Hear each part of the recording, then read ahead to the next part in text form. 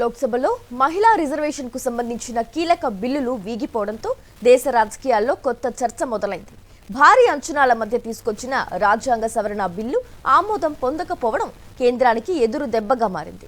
అయితే ఇదే సమయంలో ఇవాళ ప్రధాని నరేంద్ర మోదీ నేతృత్వంలో కీలక కేబినెట్ సమావేశం జరగనున్న నేపథ్యంలో కేంద్రం తదుపరి అడుగులపై ఉత్కంఠ నెలకొంది. సంఖ్యాబలం లోపంతో బిల్లు ఆమోదం పొందకపోయినా మహిళా రిజర్వేషన్పై వెనక్కి తగ్గే పరిస్థితి లేదన్న సంకేతాలు వస్తున్నాయి. ఇవాల్టి కేబినెట్ సమావేశంలో ఈ అంశంపై విస్తృత చర్చ జరిగే అవకాశం ఉంది.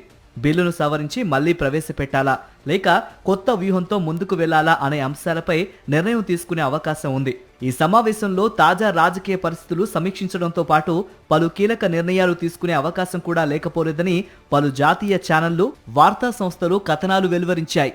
మరోవైపు మహిళా రిజర్వేషన్ల చట్ట సవరణలపై ఆర్డినెన్స్ తీసుకురావడం వంటి చర్యలు ఉండొచ్చంటూ ఊహాగానాలు వెలువడుతున్నాయి.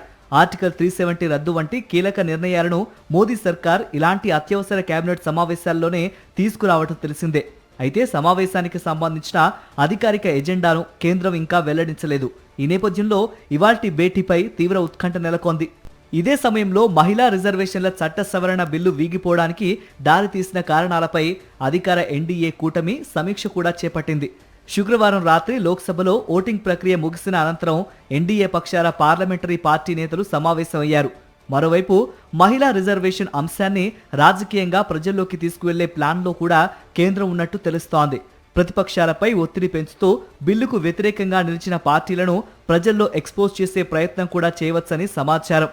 మొత్తంగా చూస్తే బిల్లు వీగిపోయినా కేంద్రం వెనక్కి తగ్గేలా కనిపించడం లేదు. ఇవాల్టి కేబినెట్ సమావేశం కీలక మలుపు కావచ్చు.